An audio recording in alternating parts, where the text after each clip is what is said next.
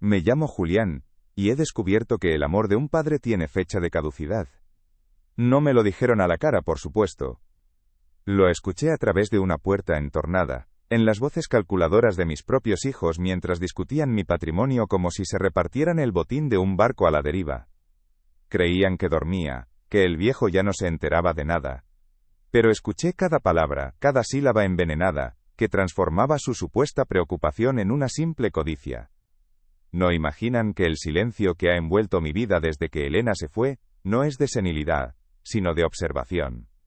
Y en este silencio, he estado afilando mis herramientas para un último trabajo de ebanistería, uno que tallará la verdad en la madera de sus vidas. Antes de continuar, suscríbete al canal y dinos en los comentarios desde dónde nos estás viendo. Mis manos, que una vez doblegaron el roble y el nogal con una caricia firme, ahora tiemblan al levantar la taza de café por las mañanas. La artritis, dicen los médicos. Yo sé que es la falta de propósito. El taller, al fondo del jardín, permanece cerrado. A veces, cuando el viento sopla desde el oeste, me llega un fantasma de olor a barniz y a serrín, y por un instante casi puedo oír el rasgueo de mi cepillo sobre una tabla nueva. Pero es solo un eco, como todo en esta casa. El eco del sillón de orejas de Elena, con el cuero hundido por el peso de sus tardes de lectura, el eco de su risa en el pasillo, vivo rodeado de los espectros de una vida plena, atrapado en un epílogo que se alarga sin piedad. Los domingos son el día del ritual. Marcos y Laura llegan puntuales, como si ficharan en una oficina. Traen pasteles de una confitería que ni siquiera me gusta, un gesto tan hueco como sus abrazos. Marcos, con su traje que parece una armadura y su sonrisa de asesor financiero, me pregunta por la tensión arterial. Laura, la artista de alma sensible y bolso de diseñador, me cuenta sus últimos apuros económicos, mientras sus ojos miden el valor del aparador del comedor. ¿Te estás tomando las pastillas, papá?, preguntan al unísono, pero su mirada ya está en el reloj, calculando la hora decente para marcharse y dejarme con el aroma de su perfume caro y un silencio aún más pesado que el de antes. Recuerdo a Marcos con apenas 25 años, explicándome con gráficos improvisados en una servilleta por qué necesitaba el dinero para la entrada de su piso. Es una inversión, papá, para el futuro, para todos. La palabra todos sonaba tan convincente en su boca. Le di los ahorros que Elena y yo guardábamos para ese viaje a Italia, el sueño de ver los talleres de los viejos maestros de Cremona. Vimos sus violines en libros, pero nunca olimos la madera de sus talleres. Marcos nunca devolvió un céntimo, por supuesto. La inversión al parecer era solo para su futuro, no para el nuestro. Cada vez que le veo, con esa seguridad que da el dinero que uno no ha sudado, recuerdo la servilleta y el amargo sabor del café de aquel día. Y Laura, mi niña, para su boda, quería un mar de flores blancas, un cuento de hadas. Solo lo mejor para ella, le dije a Elena, y firmé el cheque que nos dejó tiritando. El banquete, el vestido, la orquesta. Todo, para que su álbum de fotos fuera perfecto. Mientras ella lanzaba el ramo, yo calculaba cuántos muebles tendría que fabricar, cuántas noches tendría que pasar en el taller con el dolor de espalda, como única compañía, para recuperar una parte de lo perdido. Ella lo llamaba, el día más feliz de mi vida. Para mí fue la rúbrica de un sacrificio silencioso, una deuda que contraje por su felicidad, y que ella nunca supo, o no quiso saber, que existía. El amor, a veces, se escribe en los libros de contabilidad del alma. Luego vino la enfermedad de Elena, 5 años que fueron una vida entera. Un torbellino de batas blancas, diagnósticos impronunciables, y tratamientos experimentales que prometían un día más, una hora más sin dolor. Las facturas llegaban como una marea negra, puntuales, implacables. Para hacerles frente, vendí el pequeño local que tenía en el centro, mi refugio, el lugar donde soñaba con enseñar a los jóvenes el arte de la madera. Lo entregué sin dudarlo, lo cambié por el tiempo que pude comprarle a ella, sentada en su sillón, con una manta sobre las rodillas. Mis hijos llamaban. ¿Cómo está mamá?, preguntaban con la voz impostada de la preocupación a distancia. Nunca, ni una sola vez preguntaron, ¿y tú, papá? ¿Cómo lo estás pagando? Aquella tarde de domingo, el murmullo de sus voces llegó desde la cocina. Yo estaba en el taller, acariciando con una lija fina, una pequeña caja de música que le regalé a Elena, intentando reparar una bisagra rota. Si esperamos a que ocurra lo inevitable, el impuesto de sucesiones nos va a destrozar, dijo la voz práctica de Marcos. Y papá cada vez está más despistado, añadió Laura, con un temblor fingido en la voz. El otro día se dejó el gas encendido. La mentira me golpeó como un mazazo en el pecho. Podríamos solicitar una incapacitación y gestionar nosotros el patrimonio. O mejor, pedirle la herencia en vida. Es nuestro derecho. No hablaban de un padre, hablaban de un problema a resolver, de un activo a liquidar. No sentí rabia. La ira es un fuego que te consume por dentro, y yo ya estaba demasiado hueco. Lo que sentí fue una claridad helada, cortante como el filo de una de mis gubias recién afiladas. De repente, todas las piezas encajaron. Los pasteles caros, las preguntas por mi salud, la prisa por marcharse. No eran visitas, eran inspecciones. Peritajes semanales para evaluar el estado de sus futuras posesiones. Me senté en el sillón vacío de Elena, el cuero frío contra mi piel, y miré mis manos. Estas manos agrietadas y manchadas de nogalina, no habían construido un hogar, sino un cajero automático con un corazón que aún latía, para su desgracia. Entendí que cualquier reproche sería inútil, las palabras rebotarían en la superficie pulida de su egoísmo. Mi única arma era la que ellos me habían atribuido, el silencio. Si para ellos yo era un administrador de bienes a punto de caducar, me convertiría en el mejor administrador que hubieran conocido. Uno metódico, silencioso y exhaustivo. Dejaría de ser un padre que da para convertirme en un contable que liquida cuentas pendientes. Y la primera decisión de este nuevo administrador fue cerrar el grifo. El amor incondicional se había declarado en bancarrota. La era de los regalos había terminado. Comenzaba la era de las facturas. Al día siguiente, a primera hora, llamé a Ramiro, mi abogado y el único amigo que me queda de los viejos tiempos. Su voz, cascada por los años y el tabaco, fue un bálsamo. Julián, me alegro de oírte, dijo. Le expliqué la situación con una calma que me sorprendió a mí mismo. Sin dramas, sin lamentos, solo hechos. Necesito que prepares unos documentos, Ramiro, y quiero hacer un pequeño cambio en mi testamento. No voy a desheredarlos. Les daré exactamente lo que merecen, ni un céntimo más, ni uno menos. Colgué el teléfono y por primera vez en mucho tiempo, no me sentí como una víctima. Me sentí como un estratega. Mi mundo se ha encogido a los límites de esta casa, un mausoleo de polvo y recuerdos donde yo soy el principal fantasma. Camino por los pasillos y el crujido de la tarima es el único sonido que acusa mi presencia. Mis hijos ya no me ven, sus miradas me atraviesan para posarse en la plata del aparador o en el marco del cuadro que Elena pintó. Soy un mueble más, uno viejo y molesto que ocupa un espacio valioso. El dolor de la artritis en mis manos es un recordatorio constante de mi inutilidad física, un eco del dolor más profundo que se anida en mi pecho, el de la invisibilidad. Me siento en el sillón de Elena, y el cuero frío ya no me trae su calor, sino la gélida certeza de mi soledad. La casa entera parece contener la respiración, esperando como ellos mi último suspiro. Los objetos que nos rodearon han cambiado de significado. El reloj de pared que marcaba nuestras rutinas felices ahora cuenta las horas de mi reclusión. La pequeña caja de música que le regalé a Elena, esa que intentaba reparar, yace sobre la mesilla de noche. Ya no escucho su melodía con nostalgia, sino con una amarga lucidez. Cada nota es un recuerdo de un amor que mis hijos han tasado y devaluado. El olor a barniz que se filtra desde el taller ya no me invita a crear, sino que me recuerda la fuerza que una vez tuve en las manos, una fuerza que ahora debo emplear de otra manera. Mis recuerdos ya no son un refugio, se han convertido en un archivo, un inventario de sacrificios que reviso en la quietud de la noche. Este silencio que me imponen se ha vuelto mi aliado. Mis manos no siempre fueron así, nidos de venas hinchadas y piel de pergamino.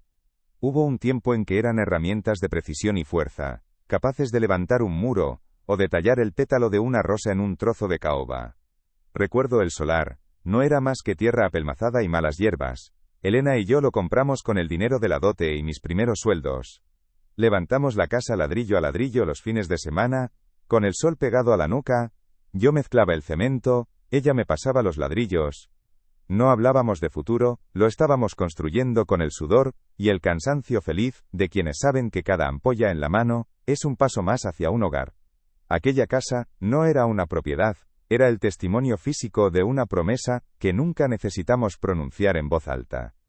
Cuando nació Marcos, el taller se convirtió en mi segundo hogar. Las noches se alargaron, impregnadas del olor a resina y a disolvente.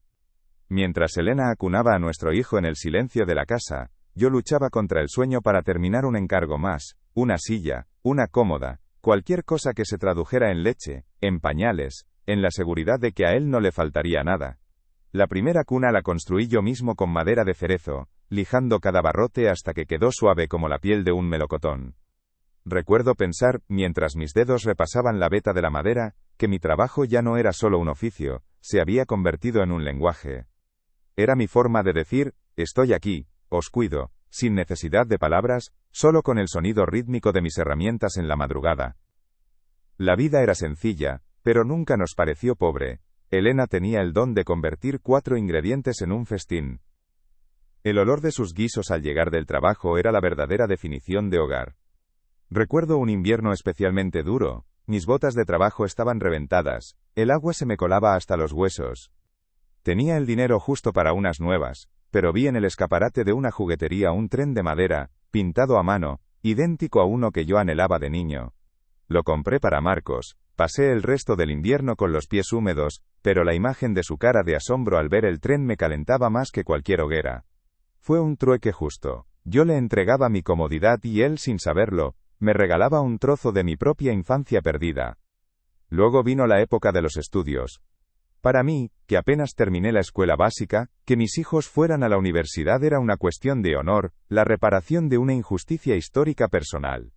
Significó aceptar trabajos que odiaba, restauraciones mediocres para clientes sin gusto, tragarme el orgullo y las horas extra. El dolor de espalda se hizo crónico, un compañero fiel al final de cada jornada. Pero llegaba a casa, veía sus libros abiertos sobre la mesa del comedor, sus apuntes llenos de fórmulas que yo no entendía, y sentía que estaba construyendo algo más sólido que una casa. Estaba construyendo su libertad. Les estaba dando las herramientas que yo nunca tuve, la posibilidad de elegir un camino que no estuviera dictado por la necesidad. Con Laura fue diferente. Siempre fue mi debilidad, la niña de mis ojos, una figura frágil a la que sentía la necesidad de proteger del mundo. Para su primera comunión, Elena le había comprado un vestido sencillo y bonito, pero Laura lloró porque quería el que había visto en una revista, uno lleno de encajes y lazos, que costaba una fortuna. Esa noche no dormí. A la mañana siguiente, retiré una parte de los pocos ahorros que teníamos y le compré el vestido. Su sonrisa, al verse en el espejo, fue como un bálsamo que curó la herida en nuestra cuenta corriente. Creí que estaba comprando su felicidad, pero ahora entiendo que solo estaba enseñándole, sin querer, que su deseo estaba por encima de nuestro sacrificio. Nunca llevé la cuenta. Un padre no es un contable, el amor no se apunta en un libro de deudas y haberes. Cada sacrificio era un acto de fe, una inversión a fondo perdido en su bienestar. Los domingos, cuando íbamos todos juntos al campo con una tortilla de patatas y una manta de cuadros, y los veía correr, sanos y despreocupados, sentía una plenitud que ninguna cuenta bancaria podría comprar. Elena me apretaba la mano y nos mirábamos con esa complicidad silenciosa de quienes han remado en la misma dirección durante años. Creíamos, en nuestra inocencia, que ese era el retorno de la inversión. Su risa, su futuro, la simple y abrumadora belleza de verlos crecer felices. Éramos ricos de una manera que ellos nunca llegarían a comprender. La última vez que vi esa mirada de orgullo en los ojos de Elena, fue poco antes de que la enfermedad se la llevara del todo. Estábamos sentados en el porche, mirando una foto enmarcada de toda la familia en la boda de Laura. Marcos con su traje de hombre de éxito, Laura radiante como una princesa de cuento. «Hemos construido una buena vida, Julián», me dijo, y su voz sonaba cansada pero satisfecha. Acaricié su mano frágil y asentí, sintiendo el peso de cada mueble fabricado, de cada noche en vela, de cada sueño aplazado. En aquel momento, sus palabras fueron mi medalla. Hoy, esa misma frase resuena en mi cabeza como una sentencia irónica. Construimos una buena vida, sí. Pero era la de ellos, no la nuestra. Una vida levantada sobre los cimientos de nuestro amor, que ellos ahora consideran simplemente un patrimonio a liquidar.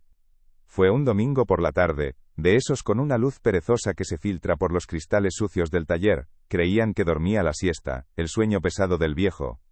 Yo estaba aquí dentro, con el olor a trementina y a madera vieja, intentando ajustar la delicada bisagra de una caja de música que Elena adoraba. Mis dedos torpes y doloridos acariciaban la pieza metálica cuando sus voces llegaron desde la cocina, a través de la puerta entornada. No eran gritos, sino el siseo controlado de los conspiradores. Si esperamos a que ocurra lo inevitable, el impuesto de sucesiones nos va a destrozar, escuché decir a Marcos, con esa frialdad de contable que aplicaba a todo. Y papá cada vez está más despistado, añadió Laura, su voz teñida de una falsa y temblorosa preocupación. El otro día se dejó el gas encendido.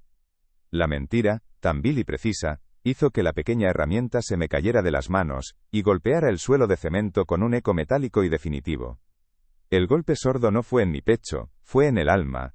No era la codicia lo que me hería de muerte, eso ya lo sospechaba, era el frío cálculo, la estrategia. La mentira sobre el gas. No era un simple olvido que ellos comentaban, era una prueba que fabricaban para su futuro argumento legal. Podríamos solicitar una incapacitación, continuaron, o mejor, pedirle la herencia en vida, es nuestro derecho. Derecho. Esa palabra resonó en el silencio del taller, vaciando el aire de todo el oxígeno. De repente, comprendí que para ellos yo ya no era su padre. Era un obstáculo, un activo a liquidar, una cuenta corriente con un corazón que para su desgracia, seguía latiendo.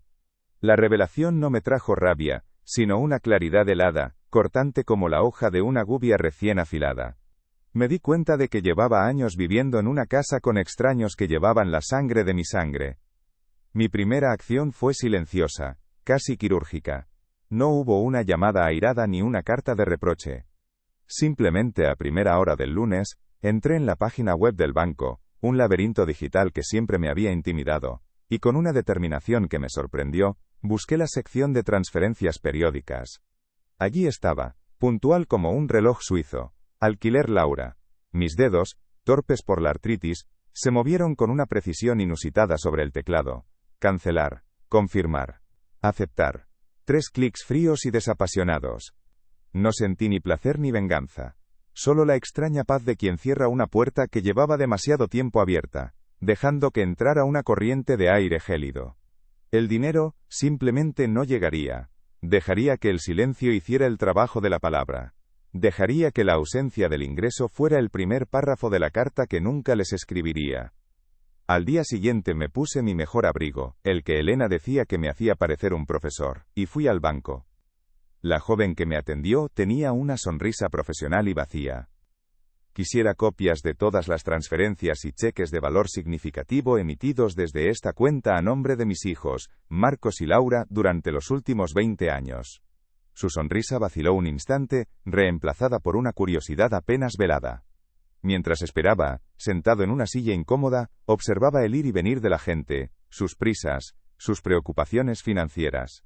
Cuando la empleada regresó con una carpeta abultada, sentí el peso físico de mis sacrificios. La entrada del piso de Marcos. La boda de cuento de hadas de Laura. El préstamo para el negocio fallido de su marido. Cada papel era una cicatriz. Un trozo de mi vida entregado y ahora convertido en prueba pericial.